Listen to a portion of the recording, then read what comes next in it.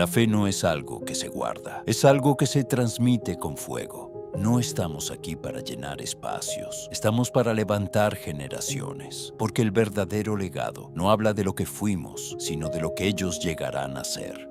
Hoy se trata de decidir. ¡Hey, señor! ¿Seremos puente o solo espectadores? El mundo no se va a detener. Y si nosotros no escribimos verdad en sus corazones, alguien más escribirá mentiras. Dios no tiene nietos, tiene hijos. Y tu paternidad espiritual, tu ejemplo, tu voz, es el mapa que ellos necesitan para no perderse. Hoy no se trata de comodidad, se trata de propósito. Científicos más brillantes que ha existido hasta la fecha. Y básicamente lo que nosotros vemos cuando estudiamos física y matemática, muchas de las leyes que estudiamos fueron leyes que él construyó con ese intelecto que el Señor le regaló. Entonces, ¿qué creen ustedes que pasó entre estos dos diagnósticos? Porque tenemos un diagnóstico de un grupo de personas que decía que este niño era un flojo, que era un vago, que era un rebelde, que no iba a tener futuro. Y tenemos este otro diagnóstico porque en la tumba de Isaac Newton hay varias cosas, un escrito muy precioso, pero hay algo que resalta esto, y es un hombre con un intelecto cercano a lo divino. Entonces, ¿cuál fue la diferencia entre estos dos diagnósticos? ¿En qué momento pasó Isaac Newton de ser el niño vago y flojo a ser ese hombre con un intelecto cercano a lo divino? ¿Creen ustedes que esto pasó por arte de magia, que esto fue suerte, que esto fue así de la nada?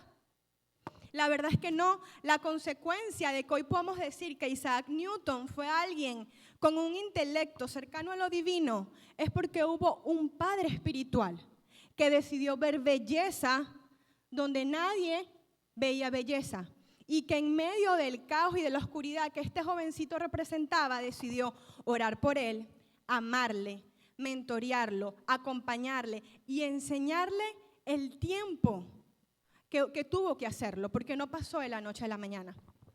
¿Y por qué yo te cuento esto hoy, Lego de las Buenas Nuevas? ¿Por qué te estoy contando esta historia?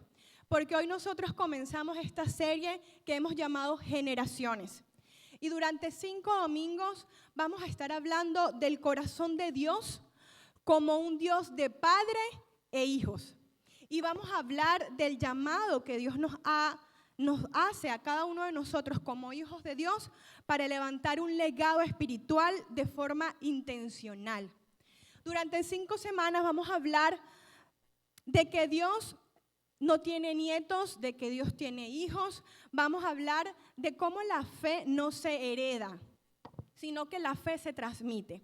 Y esto lo vamos a estar hablando en relación a las diferentes esferas de influencia que nosotros tenemos a nivel de iglesia, a nivel de familia, pero también en la sociedad, en lo externo, en cualquier contexto en el que tú te encuentres. Porque la intención de esta serie es que al finalizar tú puedas decir, ¿cuál es mi rol en esto de levantar generaciones? Pero antes de que podamos avanzar un poco más, quiero que leamos un versículo, que yo amo este versículo, y se encuentra en Éxodo capítulo 3, versículo 15. Dice así: además, Dios dijo a Moisés, di esto a los israelitas: el Señor, el Dios de tus antepasados, el Dios de Abraham, el Dios de Isaac y el Dios de Jacob, me ha enviado a ustedes. Este es mi nombre eterno. Es decir, que Él era el Dios de Abraham, de Isaac y de Jacob. Este es mi nombre eterno. Este es mi nombre por todas las generaciones. Y saben, este versículo nos revela una cualidad única del carácter de Dios. Un atributo hermoso, porque es la primera vez que Dios se nombra a sí mismo a la luz de 3 seres humanos, porque se está colocando al mismo nivel. Yo soy el Dios de Abraham, Isaac y de Jacob, y este es mi nombre eterno. Es primera vez que lo hace, y nosotros podemos pensar, entonces esta gente tuvo que ser una super gente, unos superhumanos, para que Dios se pudiese igualar su nombre, que es sobre todo nombre, al mismo nivel de Abraham, de Isaac y de Jacob. Entonces, ¿quiénes fueron ellos? Abraham, un tipazo, sin duda encaja perfectamente en esta categoría, el padre de la fe, un hombre que obedeció contra todo pronóstico, que en medio de la incertidumbre de no ver, siempre caminó a lo que Dios le decía. Isaac, correcto, no tan brillante como su papá, pero fiel. Podemos decir que Isaac fue alguien fiel. No hay demasiado que decir de Isaac. Jacob, ¿quién es Jacob? Por supuesto podemos hablar muchas cosas buenas de Jacob, pero ¿por qué conocemos a Jacob? Por el hombre que engañó a su papá, por el hombre que engañó a su hermano y le quitó la primogenitura, por el hombre que su mismo nombre representa eso, engaño. Entonces, ¿cómo Dios puede llamarse a sí mismo a la luz de Jacob, por ejemplo? Y, ¿sabes? Dios se nombra a sí mismo de esta manera porque Él no lo hace por los méritos que Abraham, Isaac y Jacob representaban. Él lo hace por su propósito y por lo que Él representaba. Porque Él nos quería enseñar que Él es el Dios de las generaciones. Y a tal punto, para Dios era importante que nosotros entendiéramos esto, que dijo, lo dice así, este es mi nombre eterno. Este es mi nombre por todas las generaciones. Entonces, ¿por qué es relevante para nosotros como iglesia conocer que Dios es el Dios de las generaciones? ¿Por qué es tan importante? Porque nosotros como hijos de Dios, cuando nos acercamos a Dios, cuando le conocemos, nosotros queremos reflejar la naturaleza de Dios, ¿sí? El reflejar esa naturaleza es la consecuencia de habernos encontrado con Jesús. Lo predicamos aquí todos los domingos. Tú y yo mostramos amor no porque seamos amorosos y bondadosos. Tú y yo buscamos mostrar amor porque tenemos un Dios que es amor. Nosotros otorgamos perdón aun cuando la persona no merezca perdón X y Y, porque tenemos un Padre que nos perdona y nos modela perdón. Nosotros mostramos misericordia porque tenemos un Padre misericordioso y de eso se trata la vida del creyente, de en su diario vivir poder reflejar la naturaleza de Dios, que las personas puedan vernos y conocernos y puedan conocerles a Él cuando nos conocen a nosotros. Eso lo predicamos aquí siempre. Entonces, si Dios es un Dios de generaciones y esto es parte de su nombre eterno, ¿cómo nosotros como hijos de Dios también podemos reflejar esta cualidad de su carácter? ¿Cómo tú y yo podemos reflejar eso en nuestro día a día, que Él es un Dios generacional? ¿Y cómo lo hacemos? Como iglesia, ¿cómo podemos hacer esto? Construyendo una iglesia donde una generación esté al lado de la otra, orando juntos, animándose y honrándose, entendiendo que no estamos llamados a competir, sino a complementarnos. Y aquí entra preciosa la frase de la semana de hoy que dice así: las nuevas generaciones no son reemplazos, son refuerzos. Y vamos a repetirlo. Las nuevas generaciones no son refuerzos. ¿Sabes? Y nosotros podemos tender a confundir estos términos de reemplazo con refuerzo. Incluso lo usamos en nuestro día. Este es el hombre que me viene a reemplazar. Esta es la mujer que me viene a relevar. Pero la verdad no es así. Tienen significados opuestos, porque el reemplazo es ocupar el lugar de alguien cuando el anterior se va. El reemplazo es pasivo, es tardío y funcional. Es como que cuando yo no esté, tú vienes y tomas mi lugar. Eso es un reemplazo. En el reemplazo no hay formación intencional. En el reemplazo solo hay sustitución. Refuerzo. El refuerzo se forma ahora para fortalecer lo que Dios ya está haciendo. Es activo y es estratégico. Se invierte, se disipula, se transfiere carácter, convicciones y responsabilidad. Entonces, las nuevas generaciones no son reemplazo. Las nuevas generaciones son refuerzo. Y hay un versículo en Malaquías capítulo 4, versículo 6, que dice lo siguiente: haré volver el corazón de los padres hacia los hijos y el corazón de los hijos hacia los padres. No sea que yo venga y hiera la tierra con maldición. Y con respecto a este capítulo, quiero decirte algo. Este es el último verso del Antiguo Testamento. Malaquías es el último libro del Antiguo Testamento. El Antiguo Testamento comienza con Génesis y termina con Malaquías.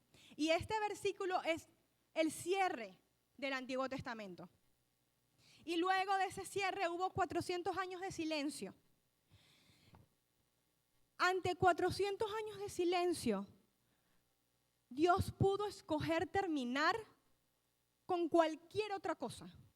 ¿Sabes? Él pudo escoger terminar con la oración, con el ayuno, con pecados, con lo que sea.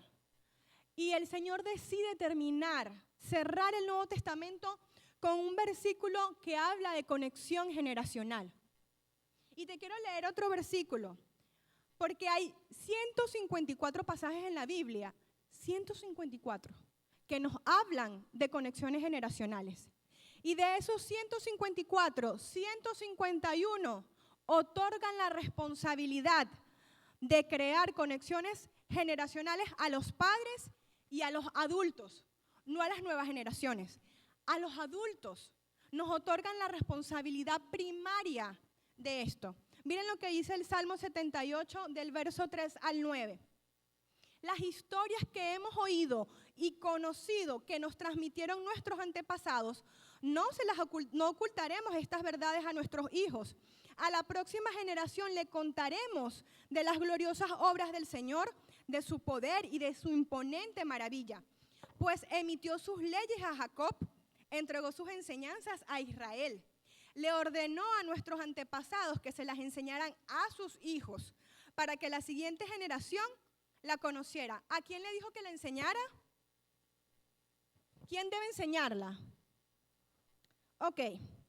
Incluso a los niños que aún no habían nacido, y ellos a su vez les enseñarán a sus propios hijos, de modo que cada generación volviera a poner su esperanza en Dios y no volviera a olvidar sus gloriosos milagros, sino que obedeciera sus mandamientos. Entonces no serán obstinados, rebeldes e infieles como sus antepasados, quienes se negaron a entregar su corazón a Dios.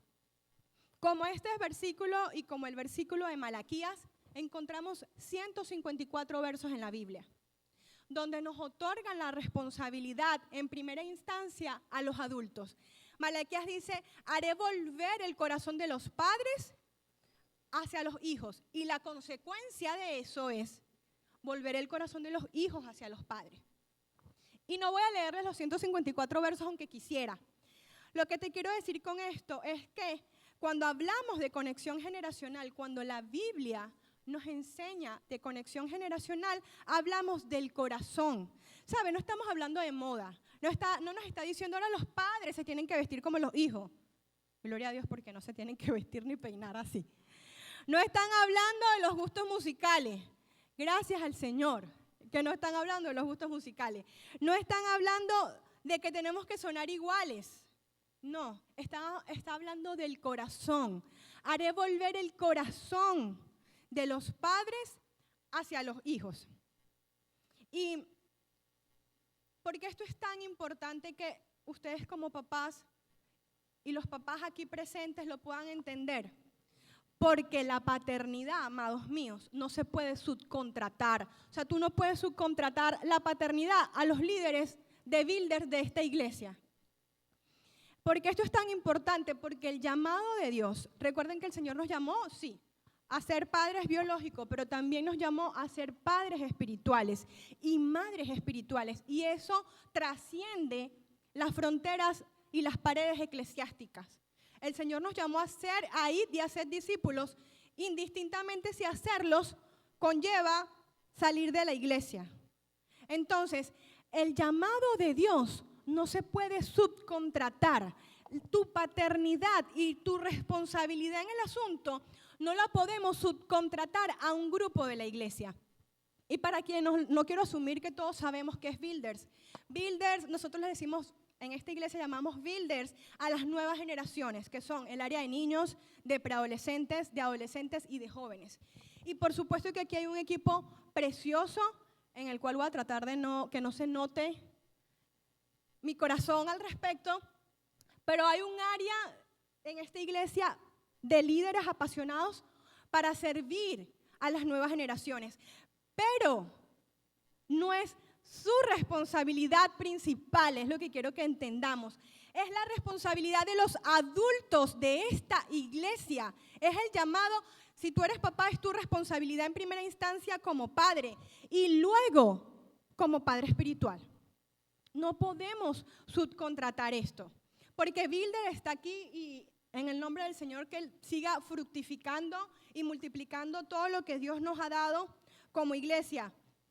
Pero no, la responsabilidad no nace allí.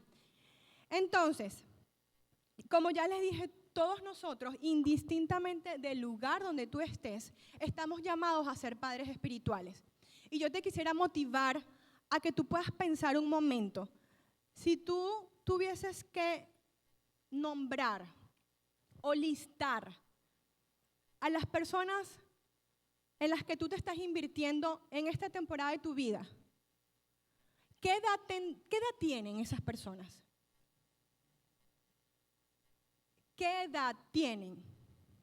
¿Será que solo puedes nombrar a tus hijos? ¿A tu único, a tus 2, a tus 3, a tus 4 hijos? ¿Será que no puedes incluir en esa lista a nadie más? ¿Quién está en tu lista? ¿Con quién eres intencional de reproducir lo que tú eres y lo que Dios está haciendo en ti y a través de ti? Si en esa lista solamente hay personas de tu edad, quiero que sepas que estás subcontratando parte del llamado que Dios te ha dado. Porque una iglesia que no se invierte en las nuevas generaciones es una iglesia que envejece, que va a morir. Va a morir contigo, lo que Dios te dio va a morir contigo. Si no hay nadie más joven que tú, con una brecha de edad de 10, 15, 20 años en el que tú estés invirtiendo lo que Dios te ha dado, la unción que Dios te ha dado, el llamado que Dios te ha dado, la sabiduría que Dios te ha dado, va a morir contigo. Eso va a morir contigo. Entonces, ¿cómo podemos nosotros como hijos? Hoy el mensaje está muy enfocado a la iglesia y a nuestro rol como iglesia. Pero cada vez que yo digo iglesia, recuerden que la palabra del Señor dice que nosotros somos la iglesia de Cristo. Si tú eres creyente, eres la iglesia de Cristo. No tiene nada que ver con esta estructura. Tiene todo que ver con el discipulado que Dios te ha llamado en la área y en la esfera de influencia que Dios te ha llamado. Entonces, lo primero, ¿qué podemos hacer? Número 1, orar por ellos. En la Biblia nosotros tenemos un patrón muy claro. Cada vez que Dios quiere liberar un movimiento de salvación, el enemigo intenta matar la siguiente generación. Lo vemos en el Antiguo Testamento, lo vemos en Éxodo capítulo 1 y capítulo 2, y quisiera poder contarte más de esta historia, pero no me da el tiempo. En algún momento de la historia de los hebreos, antes de que Israel fuese liberado, probablemente no naciste en iglesia y no conoces todo el contexto de la historia, pero estoy segura que esto lo conoces. El Mar Rojo. En algún momento, si sea en una película en Semana Santa, nosotros vimos la historia de cómo el Señor abrió el Mar Rojo y el pueblo de Israel pudo pasar. Ok, ten esa escena por ahí. Antes de que el Señor hiciera eso espectacular que hizo con el pueblo de Israel, unos años antes, el faraón había mandado a matar a todos los niños hebreos nacidos en una temporada de la historia. ¿Y por qué lo hizo?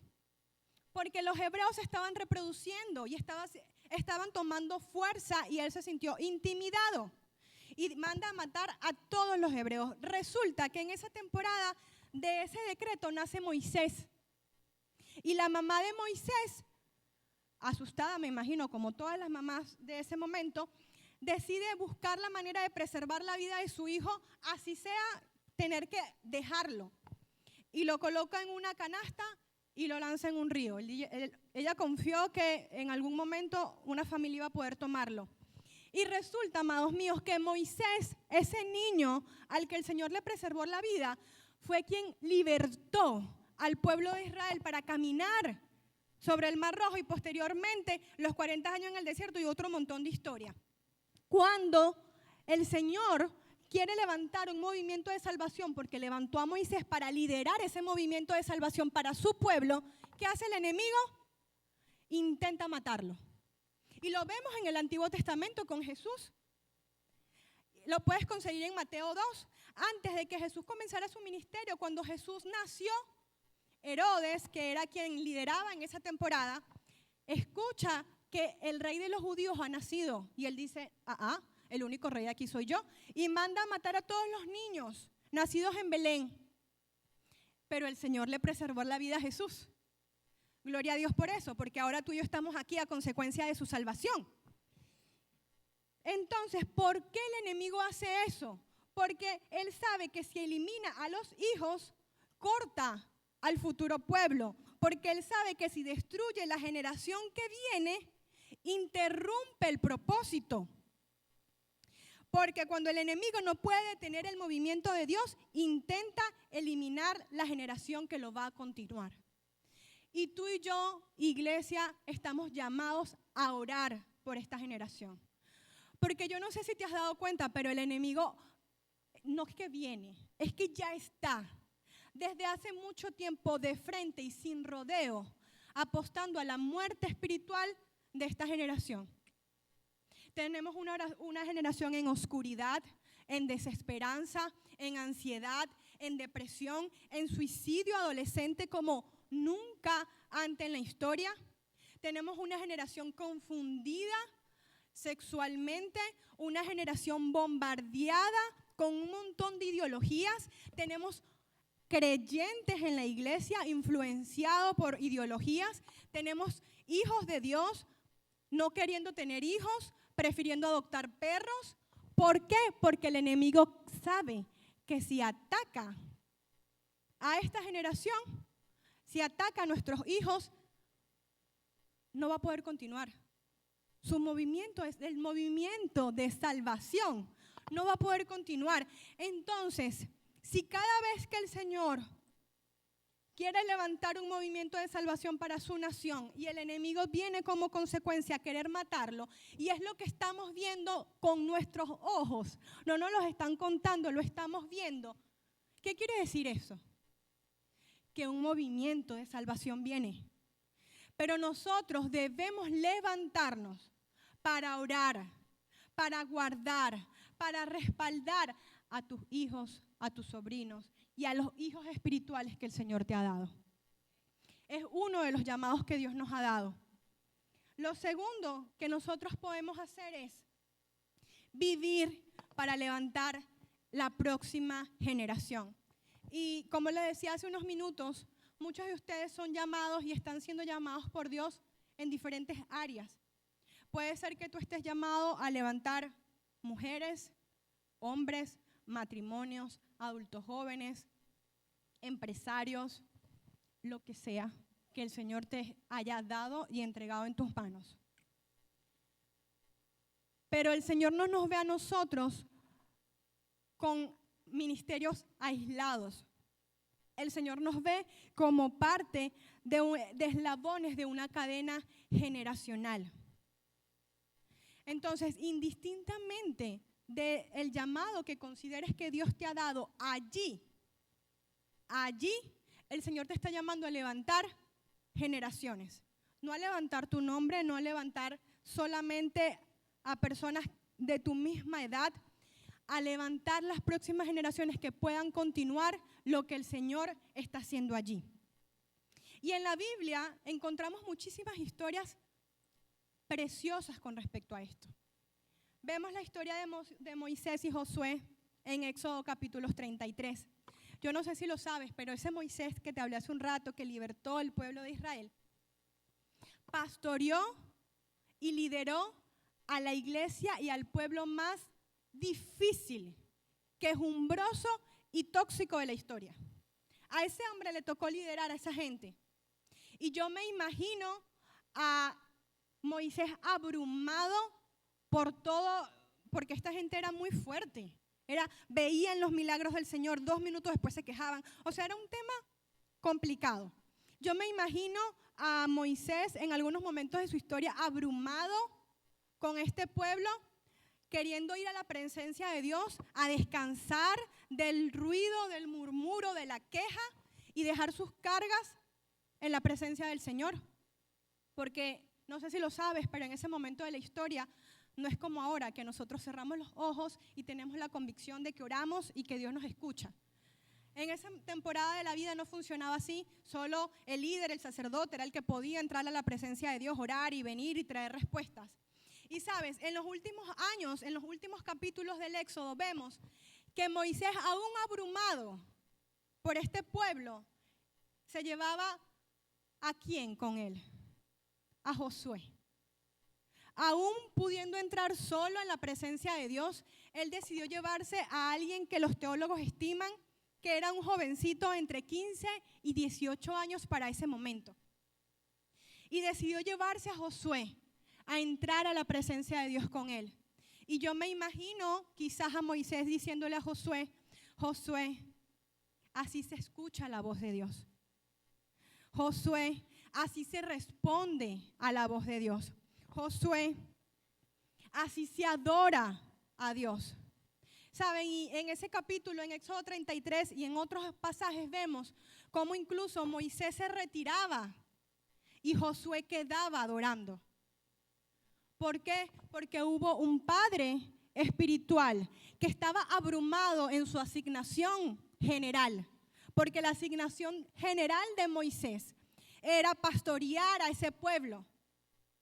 Pero él sabía que necesitaba levantar a alguien que pudiese darle continuidad a esa asignación general. Lo vemos en 1 Samuel 3 con Elí y Samuel. Samuel fue un niño que creció en la iglesia, ¿sabes? Como muchos de nuestros minilegos que están creciendo en esta iglesia. Samuel literalmente vivía en el templo. Vivía en el templo, pero no conocía la voz de Dios. Porque una noche el Señor llama a Samuel y le dice, Samuel. Y Samuel se despierta y va hasta el cuarto de Elí pensando que Elí lo estaba llamando. Y el hombre le dice, no, yo no te estoy llamando, ve a dormir. Y se regresa. Y vuelve Dios a llamar a Samuel, Samuel. Y él hace lo mismo 3 veces. Hasta que Elí puede discernir, ya va. Aquí Dios le está hablando a Samuel. ¿Y qué hace Elí en la historia? Asume su papel de padre espiritual y le dice, Elí, es el Señor el que te está hablando. Debes responder así, porque Samuel jamás había escuchado la voz de Dios, no tenía idea cómo se respondía a eso. Y Samuel le dice, cuando el Señor te hable, tú vas a decir esto, esto y esto. Y asume su papel de padre espiritual. Y a que no adivinan qué, amados, esa noche nace uno de los profetas más grandes del Antiguo Testamento. ¿Qué hizo Samuel con David? David le pasó algo muy parecido a la historia de Isaac Newton al principio. Su papá no creyó en él. ¿Saben? Le dicen al papá de David que convoque a sus hijos porque de ahí va a salir el nuevo rey de Israel. Y él convocó a todos sus hijos, excepto a David. No sabemos por qué no lo convocó, quizá porque lo vio muy joven, quizá porque no creyó que a su edad no tenía las cualidades, no lo sabemos. Pero David no fue convocado al concurso para ser rey. Y aún así, Samuel le dice a su papá, no, aquí no está el rey, tienes otro hijo, búscamelo. Y asume el papel de padre espiritual en la vida de David y se invierte por años en la vida de David. ¿Quién fue David? El rey más grande que ha tenido Israel. Elizabeth y María. Lucas capítulo 1. El ángel se le aparece a María y le dice que está, María, la madre de Jesús, le dice que está embarazada. Y luego de todo eso le cuenta que Elizabeth, una pariente de ella, mucho mayor que ella, que estaba en su vejez, también estaba embarazada. Y María, apenas el ángel se va, emprende camino hacia donde está Elizabeth. ¿Y qué sucede cuando ellas se encuentran? La Biblia narra que ellas empiezan a adorar y el Espíritu de Dios desciende sobre 2 generaciones, con una brecha y una diferencia de edad gigante. Elizabeth era una anciana y María era una adolescente. ¿Quién dijo que 2 generaciones, no 2, 3, 4, no pueden coexistir y ser edificados al mismo tiempo todos y visitados todos por el poder del Espíritu Santo? Elías y Eliseo. Y con la historia de Elías y Eliseo voy a cerrar porque puedo contarte toda la mañana un montón de historias donde este patrón se repite. Elías venía de uno de los momentos más grandes en su carrera, pero al mismo tiempo en uno de los más difíciles, porque estaba cansado, estaba siendo perseguido y probablemente pensaba que todo iba a terminar con él. La Biblia nos cuenta de que Dios le deja claro que no es así y lo envía a ungir a alguien llamado Eliseo. Elías no consiguió a Eliseo en la iglesia. Elías no consiguió a Eliseo predicando. Lo consiguió en la calle, arando bueyes, trabajando en lo común. ¿Y qué hace Elías? Voy a hacer la historia larga corta. Extiende su manto hacia Eliseo y su manto representaba llamado, autoridad y responsabilidad. Saben, sin mucho discurso lo hace. Cuando nosotros leemos la historia de Elías y de Eliseo, Elías hizo 8 milagros. Eliseo hizo 16. El Señor le otorgó, porque Él lo pidió, la doble porción de la unción. Porque Dios duplicó su impacto en la siguiente generación. Porque no se trata de criar admiradores, no se trata de criar chicos que nos admiren, se trata de formar generaciones que continúen.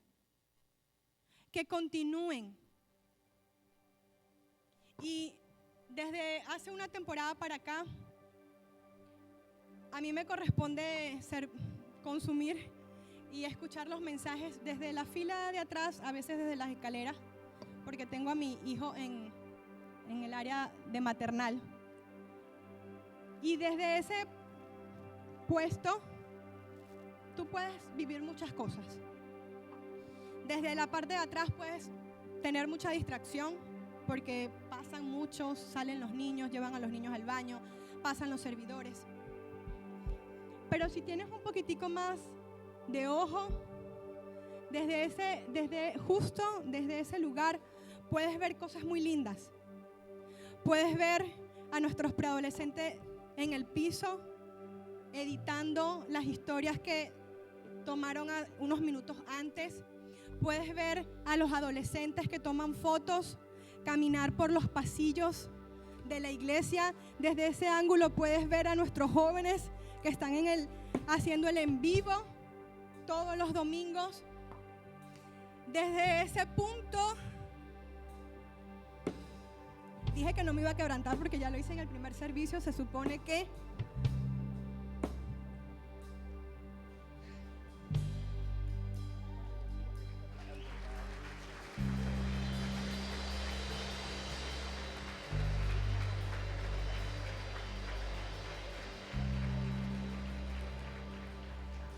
desde ese punto puedes ver a los chicos que manejan las letras.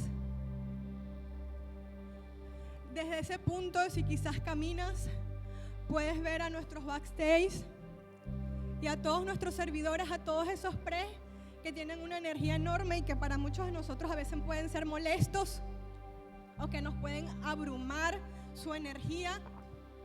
Los ves haciendo iglesia. Y yo no sé si para ti eso es asombroso, pero para mí eso es un wow. Y saben, en muchos momentos, mientras el Señor me permite ver eso desde atrás, he orado y le he dicho: Señor, permíteme verlos a ellos pastoreando esta iglesia. Permíteme ver cómo ellos hacen cosas mucho más grandes de lo que nosotros hemos hecho y de lo que no vamos a hacer nunca.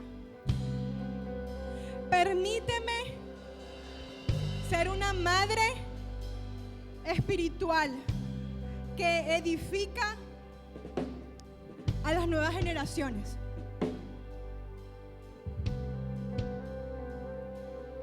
No es normal ver a preadolescentes haciendo iglesia. Nosotros lo hemos normalizado. No es normal, es lo que el Señor quiere, pero no es lo que vemos generalmente. A chicos, yo quiero que ustedes volteen un momento y los puedan ver. Están todos allá atrás. Tienen 13, 15, 16, 18, 30, 32 años y mueven esta iglesia como si fueran adultos.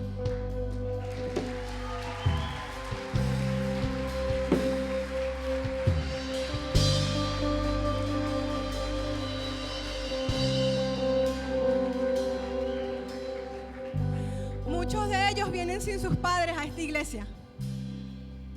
Muchos de ellos, sus papás no son creyentes. Muchos de ellos vienen con su mamá sola a esta iglesia porque papá no vive con ellos. Y otro porcentaje viene con papá y mamá. ¿Qué les quiero decir con esto? Les estamos cubriendo, iglesia. Les estás cubriendo.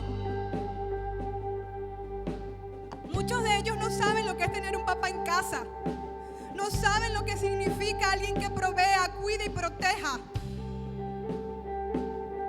Muchos de ellos no saben lo que es tener a papá y a mamá sentados allí.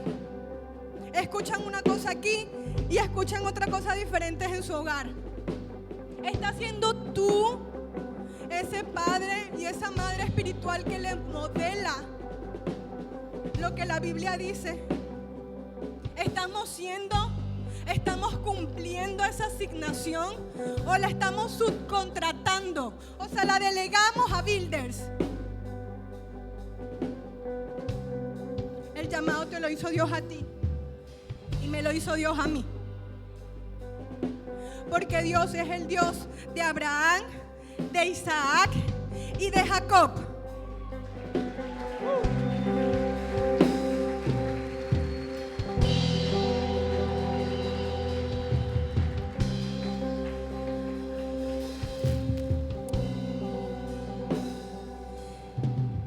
La pregunta no es si la próxima generación vendrá.